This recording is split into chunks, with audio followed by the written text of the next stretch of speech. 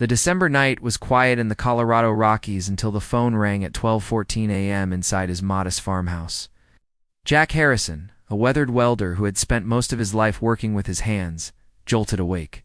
Wasn't used to late-night calls, and the tone of the deputy's voice on the other end told him this wasn't ordinary news. "Mr. Harrison, we found your nephew," Deputy Martinez said.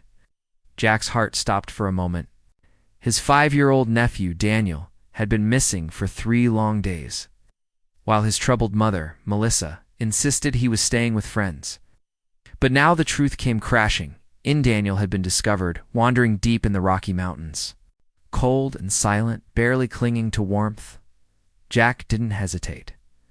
He pulled on his boots, braced against the icy wind, and drove the treacherous 40 miles of mountain roads to the ranger station. His knuckles were white around the wheel. Fear and anger twisting inside him. When he finally arrived, he saw Daniel Small, wrapped in a wool blanket. Dirt streaked on his young face, and eyes too hollow for a child. "Uncle Jack," the boy whispered, his voice fragile but alive. At that moment, Jack knew everything had changed. Melissa had abandoned her son in the wilderness, and now it was up to him. From that night forward, Daniel's life and Jack's would never be the same. When dawn broke the next morning, Jack sat at his kitchen table, staring into a cup of coffee gone cold. Daniel was still asleep in the spare bedroom, finally safe and warm. But Jack's mind was racing. Couldn't erase the boy's whispered words from the night before. "Mom said I wasn't wanted." That sentence cut deeper than any blowtorch burn Jack had ever taken in the shop. To understand how they had reached this point, he had to look back 3 years earlier, back to the day Robert Harrison, Jack's younger brother, lost his life. In a grain elevator collapse. Robert had been the steady one, the provider, the kind of man who quietly built a future without making a show of it. He left behind not only his son Daniel, but also his wife Melissa, who never found her footing after his death. At first, the community rallied around her. Friends brought casseroles, neighbors shoveled snow from her driveway, church members checked in, but grief soon twisted into something darker. Melissa leaned on wine at dinner just to get through the night. Then the wine came without dinner. Soon it wasn't just wine, it was whatever liquor she could find. Bottles clinked in the trash bin while her little boy sat at the kitchen table with nothing but a bowl of dry cereal. Jack had visited during those months. He remembered walking in to find Daniel wearing mismatched clothes, the television blaring, and Melissa locked in her bedroom with the smell of alcohol hanging in the hallway. She'd emerge hours later, her makeup smudged, with a smile too wide, trying to pretend everything was normal.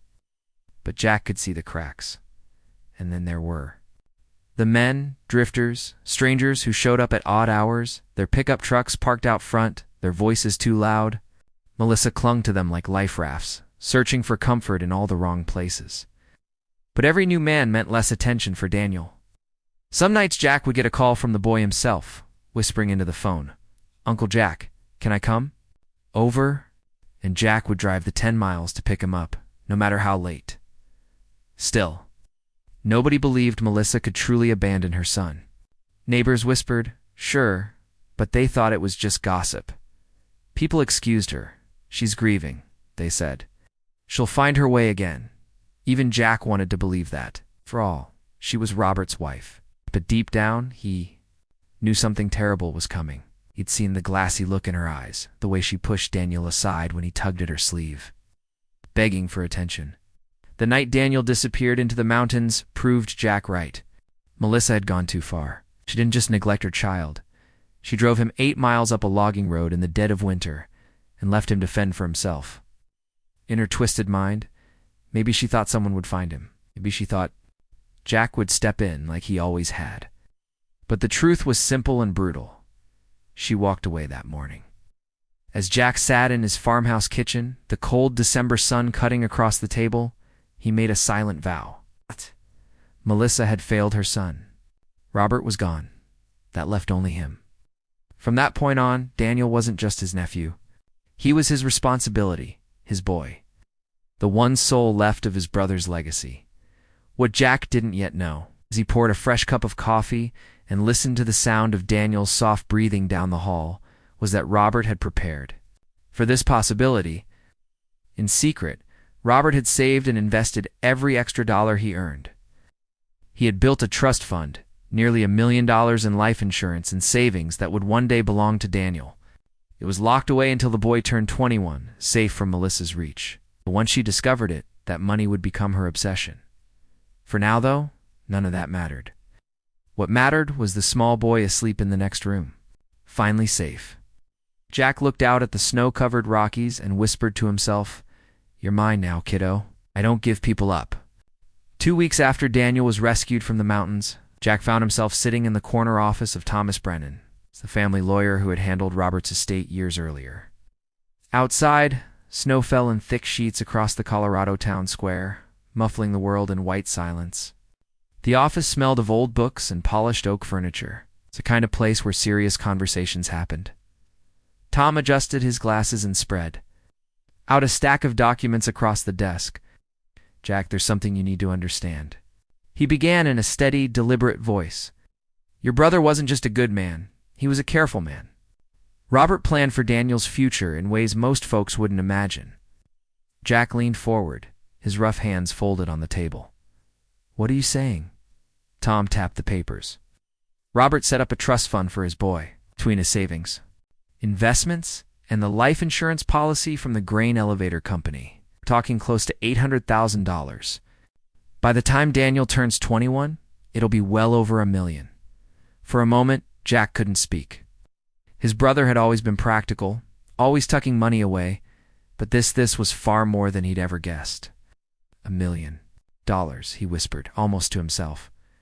"Why didn't he tell me?" "He wanted to keep it safe," Tom explained. "Melissa was at the will reading, so she knows about it. But Robert locked the trust until Daniel reaches adulthood. The only exception is if his legal guardian changes. Whoever has custody controls how that money is used for Daniel's care, education, and living expenses." Jack sat back hard in his chair. It felt like the room tilted around him. Suddenly, everything made sense. Mrs. Restlessness. The way she'd started sniffing around again once word spread that Daniel was back at the farmhouse. She wasn't just chasing after her son. She was chasing the money. Tom's voice lowered. "With her abandoning him in the mountains, the court won't look kindly on her. If you want to make guardianship permanent, now's the time. File the paperwork, and it will be difficult for her to ever challenge it." Jack took a long breath, thought about Daniel, how the boy's small hand had clutched his that night at the ranger station. How he'd whispered, "Can I come home with you?" Jack remembered carrying him into the farmhouse, the boy light as a bundle of sticks, and tucking him into the spare room that had sat waiting for years. That wasn't just a nephew sleeping in that bed. It was his responsibility, his family, his boy now. "All right," Jack said, his voice firm. "Let's do it." Tom nodded, sliding the forms across the desk. "You'll need to sign here and here." Jack didn't hesitate. He scrawled his name across the documents, the pen scratching. Loudly in the quiet office, each stroke felt heavy, not with dread, but with certainty. He wasn't just signing papers. He was making a promise to Robert, to Daniel, and to himself that he would guard the boy's future with everything he had. That night, back at the farmhouse, Jack watched Daniel help string Christmas lights along the porch. The boy's face glowed in the cold winter air, his smile faint but genuine for the first time in weeks. When they went inside, Jack pulled out a box from the shed, a small Honda dirt bike he had rebuilt from scrap parts. He wheeled it into the living room, and Daniel's eyes lit up like the tree beside it. "Is it really mine?" the boy whispered. "Every bolt and rivet," Jack said, crouching beside him. "But you don't ride without me. Not until you're older." Daniel nodded solemnly, laying a hand on the handlebars, as though they were made of gold. "I understand." That moment, Jack felt the weight of the trust fund, the custody papers, and his brother's unspoken hope. Robert had saved for Daniel's future, but money wasn't what the boy needed most.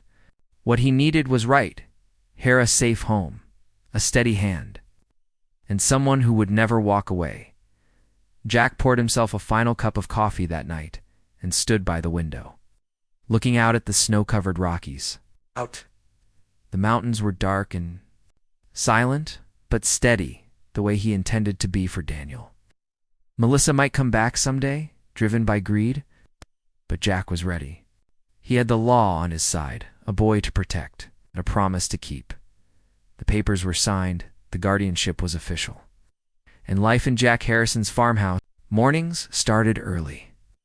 Jack was up by 5:30, brewing coffee in the dented old percolator while the wood stove creaked and popped to life.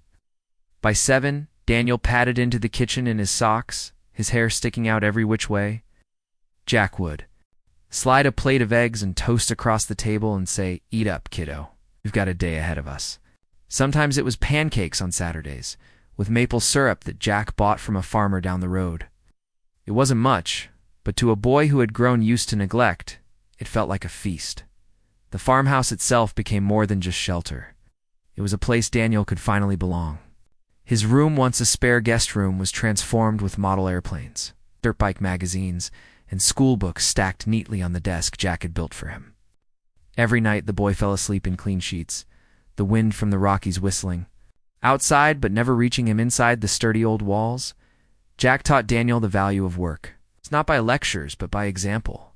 In the welding shop out back, the boy watched his uncle's steady hands guide the torch across steel. At first, Daniel only observed, wide-eyed under the child-sized safety glasses Jack had ordered just for him. Then, little by little, Jack handed him small tasks organizing tools, measuring scrap metal, and learning the names of rods and gauges. By the time Daniel was 8, he was running beads on leftover pieces of steel, practicing for hours with the patience most adults didn't have. Jack would stand nearby, his voice calm but firm. "Keep the arc steady. To close and it'll stick. Too far and you'll lose your line." Just like life, kid steady wins. When the day's work was done, they traded welding masks for helmets. The small Honda dirt bike that Jack had rebuilt became Daniel's pride and joy. They rode the trails behind the farmhouse, weaving through tall pines and open meadows. Jack's voice would carry over the roar of the engine. "Stay loose on the bar slet, the bike do the work." Daniel listened, adjusted, and soon rode. With the same natural ease his father once had, but it wasn't just skills Jack was teaching. It was values, responsibility, patience, the quiet strength of showing up every day no matter how tired you were. Fishing trips to the creek became lessons in stillness and trust.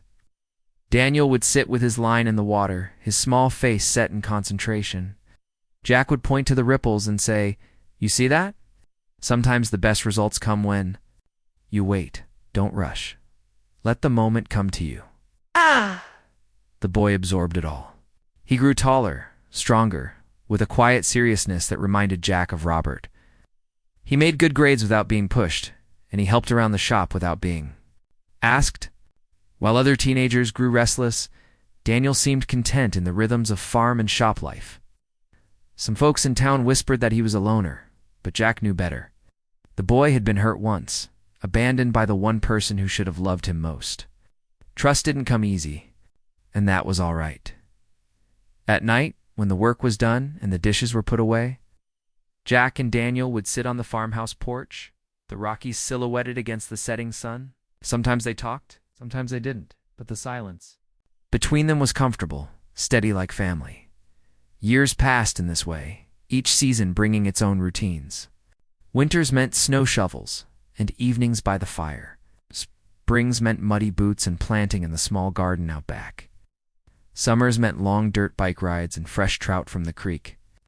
And through it all, the bond between uncle and nephew grew stronger, forged like steel in the welding shop tested by heat, but unbreakable once it cooled. Jack often thought about Robert during those quiet evenings. He knew his brother would have been proud to see his son learning, thriving, and carrying himself with quiet dignity. And though the ache of loss never fully left, there was comfort in knowing that Robert's boy was safe, cared for, becoming a man worth remembering. But Jack also knew something else. Life had a way of circling back. Melissa had disappeared.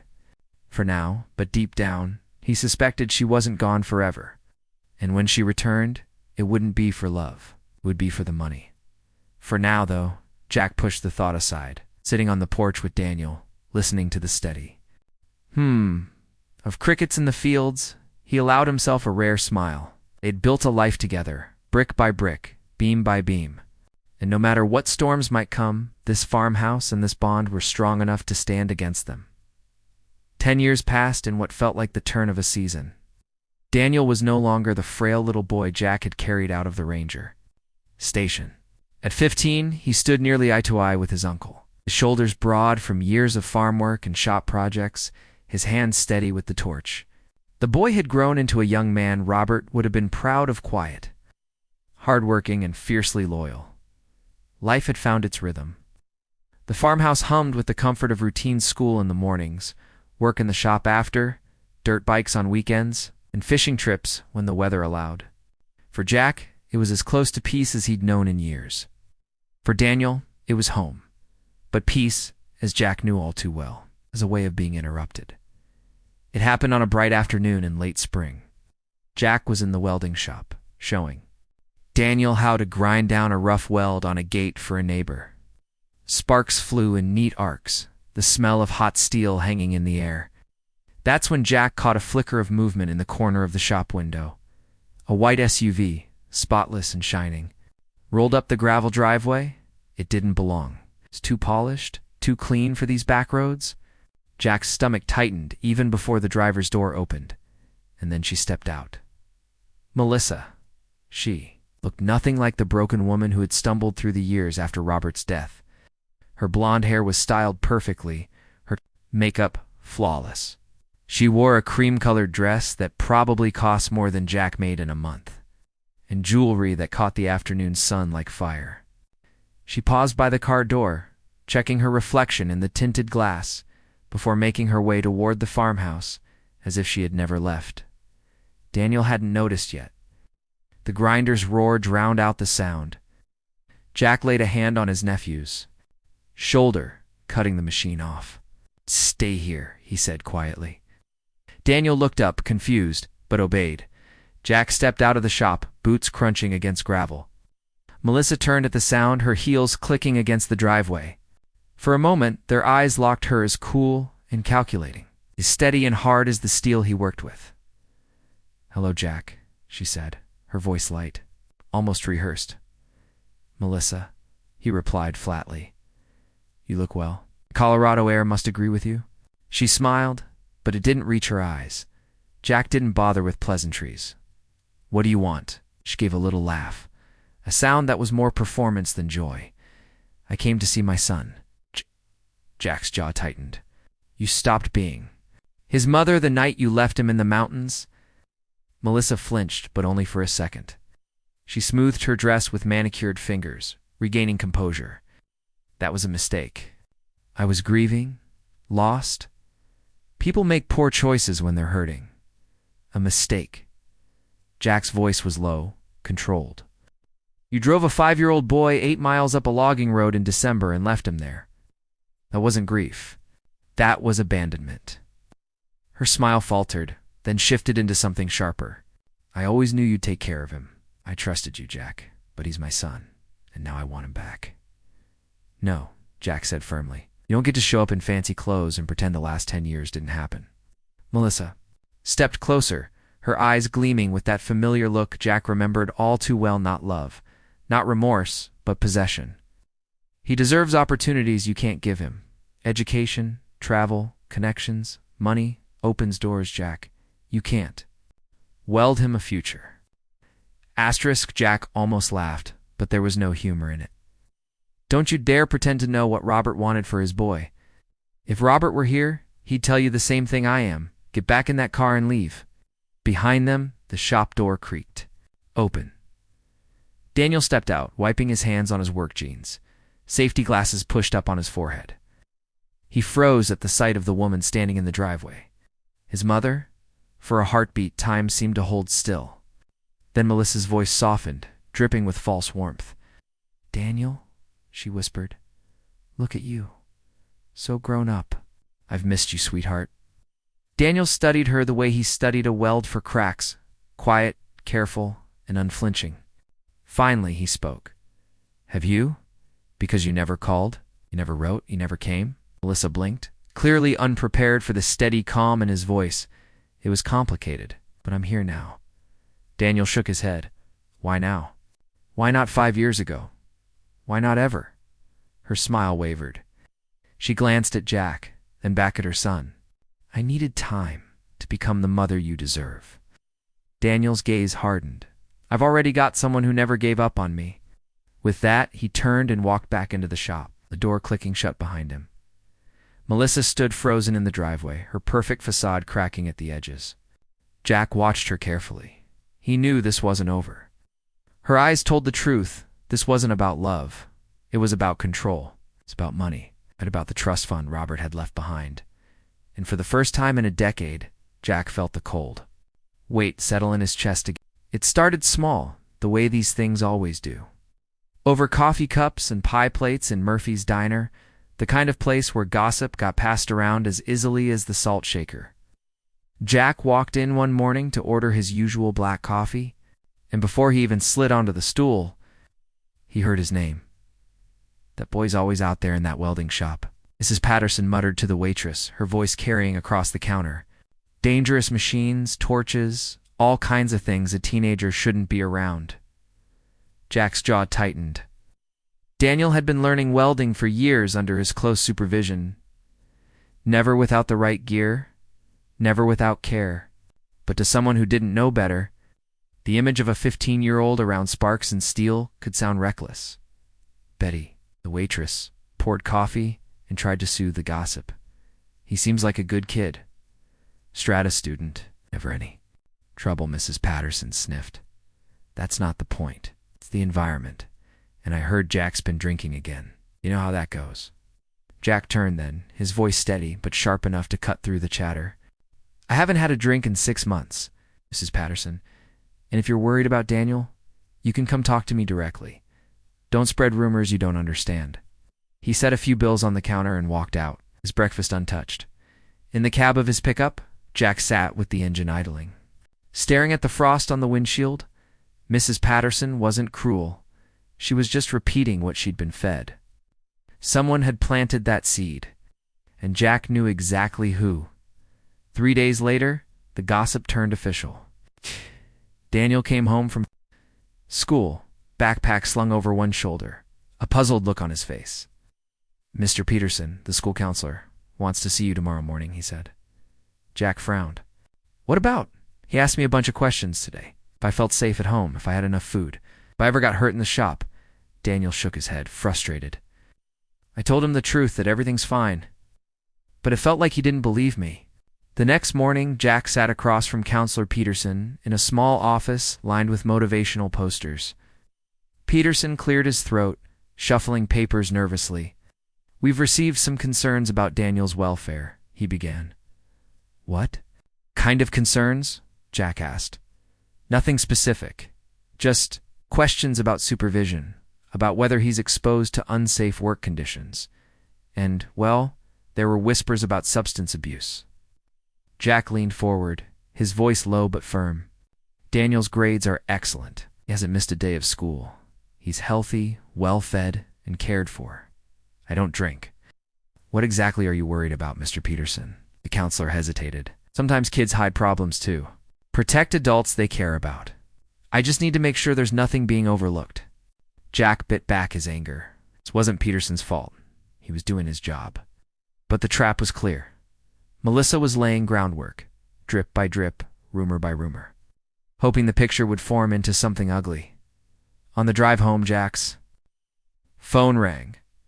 It was Tom Brennan, the family lawyer. We need to talk, Tom said without preamble. Melissa's attorney filed a petition this morning. She's going after custody. Jack gripped the wheel tighter. On what grounds? Safe. Living conditions. Claims of substance abuse. Neglect. She's been spreading poison around town, Jack. Building a case. She knows she can't erase her past, so she's trying to paint you as unfit. Jack pulled the truck onto the shoulder, staring out at the snow-covered fields. The cold he'd felt in his chest that December night returned, sharper now. Melissa wasn't just back. She was coming for Daniel. she was willing to twist the whole town against him to do it. That evening, Jack and Daniel sat on the porch as the sun slipped behind the Rockies, turning the sky shades of orange and purple. Daniel was quiet for a long time before finally speaking. "It's her, isn't it, Mom? She's the one starting all this." Jack didn't answer directly. He looked at the boy, the young man. Really, Ann said, "What matters is the truth. And the truth is, you're safe here. You're thriving. That's what counts." "But what if the court believes her lies?" Daniel asked softly. Jack turned to him, his voice steady as steel. "Then we'll prove them wrong." "I've never lied to you, Daniel, and I'm not starting now. You're not going anywhere. While I still have breath in my lungs." The boy nodded, his jaw set. "Good, because this is home, and I don't want to be anywhere else." Jack put a hand on his nephew's shoulder. The fight was coming, and Melissa had drawn the first blood with her whispers. But Jack Harrison wasn't a man who backed down. It's not from grief, not from hardship, and certainly not from a woman who had abandoned her own child. This was war now. He was ready. The rumors had done their damage. Jack could feel it in the way people looked at him in the hardware store, the way conversations hushed when he walked into Murphy's Diner. 10 years of being a steady hand in the community was being chipped away, one whispered lie at a time. And then the real blow landed. The custody papers. It was late afternoon when the knock came at the farmhouse door. Jack opened it to find a deputy standing on the porch, hat in hand. "Mr. Harrison, you've been served?" He handed Jack a manila envelope, the county court seal stamped across the front. Inside were pages of legal language, but the meaning was plain. Melissa Bray was suing for custody of her son. Jack read every word by the glow of the kitchen lamp that night. Daniel sitting across from him doing homework. The accusations were bold and venomous. Unsafe environment, substance abuse, neglect, lack of educational opportunity. Each one a lie, but written in the cold ink of the legal system, they carried weight. The next morning, Jack drove into town to meet Tom Brennan, the lawyer who had become more friend than attorney over the years. Tom's office was piled high with law books and smelled faintly of coffee and dust. Wasted no time. "She's playing this smart, Jack," Tom said, sliding the petition across the desk. "She's not arguing about the past about abandoning Daniel and the Rockies. That part's ugly for her. Instead, she's focusing on the present. She wants to paint you as unfit today." Jack leaned back in his chair, his jaw tight. "And she hired herself a fancy lawyer, I bet." Tom nodded. "It's David Morrison, out of Denver. Slick as they come. He's going to stand in that courtroom and say Melissa is a reformed woman, that she's stable now, wealthy, ready to give Daniel opportunities you can't. Private schools, travel, culture.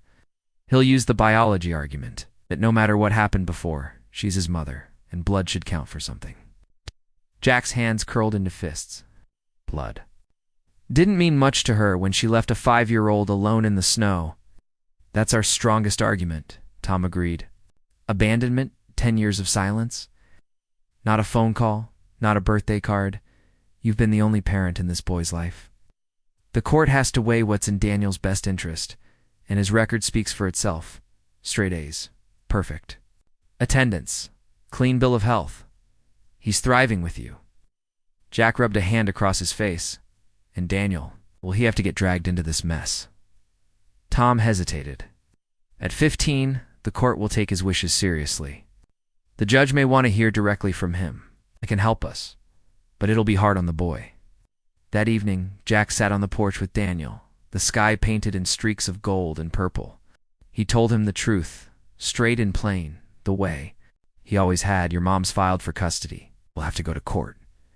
Daniel's face tightened. He stared at the horizon for a long moment before speaking. "She doesn't want me, Uncle Jack. She wants the money." Jack studied him, proud and heartbroken all at once. The boy had grown wise far beyond his years. "You're probably right. We'll fight this the right way in court. With the truth." Daniel turned to him, his voice steady. "If they ask me, I'll tell them. I'll tell the judge I want to stay here with you." Jack felt something ease inside his chest, that old weight of fear lifting just a little. He He reached over and squeezed the boy's shoulder. "We'll face it together, Daniel. Whatever happens, we'll face it side by side." Tom's warning still rang in Jack's ears. Be perfect. No slip-ups, no shortcuts. Every homework assignment, every shop lesson, every doctor's visit had to be documented. Melissa's lawyer would be watching, waiting for a crack to pry open. But Jack wasn't a man who broke easily. He'd been forged by fire, tested by grief. And he wasn't about to let some polished attorney or a woman who had walked away steal the boy he'd raised as his own. The battle lines were drawn. Melissa had money, lawyers, and charm. Jack had the truth, his nephew's love, and the quiet strength of a man who refused to let go. The courthouse loomed on the horizon, and with it, the fight of his life. The weeks leading up to the hearing crawled by like slow-moving storm clouds. Jack followed Tom's advice to the letter, kept records of Daniel's grades, doctor's visits, shop safety logs. He stayed sober, meticulous, above reproach. But he also knew Melissa was out there laying her traps. The gossip hadn't stopped. If anything, it grew louder, her lies spreading like wildfire through a dry forest. Jack felt the weight of it everywhere he went. At the feed store, folks looked away too quickly. At church, some offered polite smiles that didn't quite reach their eyes. He wasn't angry at them. He knew where the poison came from. The call came from Rudy Kane, an old hunting buddy, who now worked maintenance at the Pines Motel on the edge of town. Rudy had always kept his ear to the ground, and he didn't waste time with small talk. "Jack, you'd better get down to Hannigan's," Rudy said, his voice low and urgent. "Your sister-in-law's here, drunk as a skunk, running her mouth. And she's not being shy about why she really wants Daniel back." Jack's grip tightened on the phone. "You recording this?" "Trying. But the bar's loud. Could use another set of ears. I'm on my way." By the time Jack pulled into Hannigan's, the sun had set behind the Rockies, leaving only the neon glow of the bar sign against the night sky. The parking lot was crowded with pickup trucks and motorcycles, the usual crowd of truckers, ranch hands, and folks looking to forget their troubles. Among them, Melissa's gleaming white SUV stuck out like a diamond in the mud. Inside, the air was thick with cigarette smoke and the smell of fried food. Laughter, clinking glasses, and country music filled the room. Jack spotted Rudy at a corner table, his phone angled discreetly toward the bar. "There," Rudy muttered, nodding. Melissa sat on a stool, silk blouse glittering under the dim lights, a glass in hand. Beside her was a man Jack didn't recognize, soft-looking, in an expensive suit that screamed out of town. Melissa's voice rose above the noise, clear enough for half the bar to hear. "The thing about kids," she said, with a careless laugh, "is they're cute when they're little, but once they hit 15, all they are is expensive." A few patrons turned their heads. Melissa seemed to bask in the attention. "This custody fight? It's not about being a mother. It's about what's fair. My husband left that money for our family, not for his brother to play daddy with. You miss him?" Woman at the next stool asked. Melissa smirked. "Miss the sleepless nights? The constant worrying? Please, I'm 38 years old. I deserve to live a little. Once I get custody, Daniel's going straight to military school. Structure, discipline, let professionals deal with him. Not wasting my life raising a teenager?" Jack felt his jaw clench. He reached into his pocket, pressed record on his phone. The words spilled out like poison, every sentence sharper than the last. "The trust fund will cover it all," Melissa continued, swirling her drink. "That's what the money's for, right? Boarding schools, connections, the right social circles. He'll thank me someday when he's rubbing elbows with senators instead of mechanics." A ripple of murmurs moved through the crowd. People were listening, now really listening. Rudy glanced at Jack, eyes wide. This was better than they could have hoped. Jack held his phone steady, his face unreadable. Melissa had finally exposed herself not as a grieving mother desperate to reconnect with her child, but as a calculating opportunist chasing money. She wasn't even trying to hide it. Before long, her companion tugged at her sleeve, whispering something in her ear. She glanced around the room, noticing the stairs, and her voice faltered. But it was too late. The damage was done. Jack and Rudy slipped out quietly, meeting in the parking lot of the hardware store down the road. "You get all that?" Rudy asked. "Every word," Jack said, holding up his phone, and so did half the bar. Rudy grinned grimly. "Looks like Christmas came early." For the first time since the custody papers arrived, Jack felt a flicker of hope. Melissa had finally overplayed her hand. And when the recording played in front of the judge, there would be no polished lawyer or designer dress that could save her. The fight wasn't over, but the tide had turned. The courthouse in Missoula smelled faintly of floor wax and old wood, the kind of scent that carried memories of traffic tickets, property disputes, and small-town politics. But for Jack Harrison, this wasn't about fines or land surveys. This was about his nephew. This was about family. Jack sat at the defense table, his calloused hands folded in front of him. Beside him was Tom Brennan, calm and steady, the lawyer, who had been preparing every detail for weeks. On the other side of the aisle sat Melissa Bray, her hair pulled back in a neat bun, dressed in a conservative blue suit that suggested responsibility and maternal devotion. She looked nothing like the woman who had bragged in Hannigan's bar just weeks earlier. "All rise," the bailiff called. Judge Patricia Hendricks entered, gray-haired woman in her 50s whose no-nonsense reputation stretched across the county. She surveyed the courtroom with eyes that seemed to see through excuses before a word was spoken. The trial began with Melissa's attorney, David Morrison, a polished man in an expensive suit, addressing the court. His voice carried the ease of someone used to winning. "Your Honor, this case is about a mother's right to raise her child," Morrison declared. "Yes, Ms. Bray faced hardships after the tragic loss of her husband, but she has rebuilt her life. She is financially stable, emotionally secure, and ready to provide her son with opportunities his current guardian cannot. Education, travel, culture, the life her late husband would have wanted for his boy." Melissa dabbed her eyes with a tissue at just the right moment, as though she'd rehearsed it. A few people in the gallery nodded sympathetically. Then it was Tom's turn. He rose slowly, glasses perched low on his nose. "Your Honor, this case isn't about biology.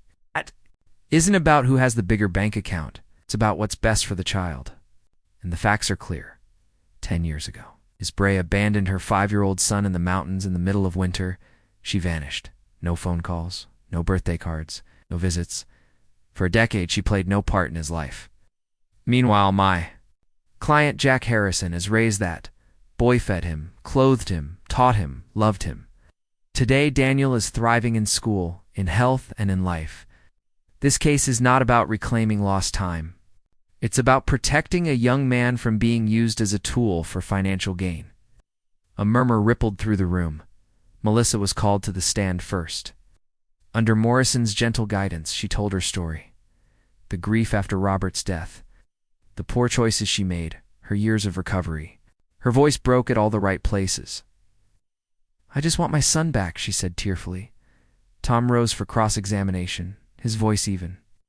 "Ms. Bray, in the 10 years since you left Daniel with his uncle, how many times have you visited him?" Melissa hesitated. It was complicated.